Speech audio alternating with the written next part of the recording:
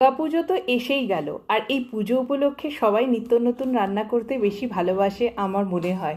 তাই আজকে আমি একটা নতুন রেসিপি নিয়ে তোমাদের সামনে চলে এলাম। তো এটা আমি দুটো কাঁচকলা দিয়ে রেডি করেছি।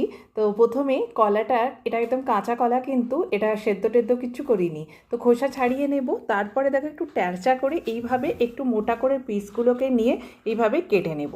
তারপরে কোনো পেনের পেছন দিকটা থেকে কিংবা একটা পাইপ নিয়ে, আমি একটা ছোট্ট পাইপ নিয়েছি, এটা আমার বাচ্চার খেলার পাইপ। তো সেইটা নিয়ে একটু জাস্ট চাপ দিলেই দেখবে এটা ফুটো হয়ে আসছে। ঠিক এই রকম মাছের পিসের মতো জিনিসটা দেখতে হবে। তো এটা আমি কিন্তু সম্পূর্ণ নিরামিষ বানাচ্ছি। এবারে কলাগুলো যাতে কালো না হয়ে যায় সেজন্য জলে ভিজিয়ে রাখলাম।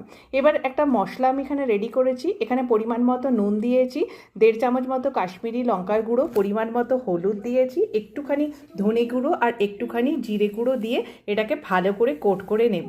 আর একদম সব শেষে আমি এখানে একটুখানি মানে 2 চামচ মতো এখানে কর্নফ্লোর দেব। তারপরে এটাকে ঠিক ম্যারিনেট হতে দিয়ে দেব। ঠিক যেরকম মাছের রান্না করি ঠিক সেরকমই হবে, তবে এটা সম্পূর্ণ নিরামিষ আর দেখতে হবে ঠিক হুবহু মাছের মতো।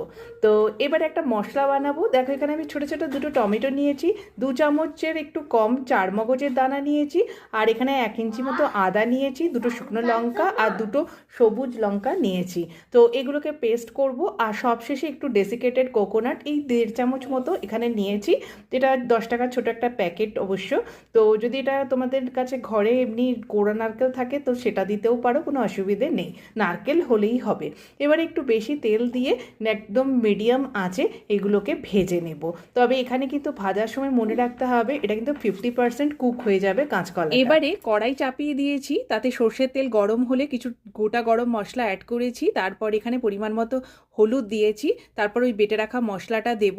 তার সাথে এখানে কাশ্মীরি লঙ্কার গুঁড়ো, পরিমাণ মতো নুন আর 1.5 চামচ মতো এখানে ধনে গুঁড়ো দিয়ে মশলাটাকে খুব ভালো করে কিন্তু ভাজবো। মশলাটা যখন একদম ভাজা হয়ে যাবে তখন গরম জল অ্যাড করব, তারপরে কাঁচকলাগুলোকে একে একে অ্যাড করে দেব। এবার ঢাকা দিয়ে দেবো, একদম লো আঁচে এটাকে সেদ্ধ হতে দেব।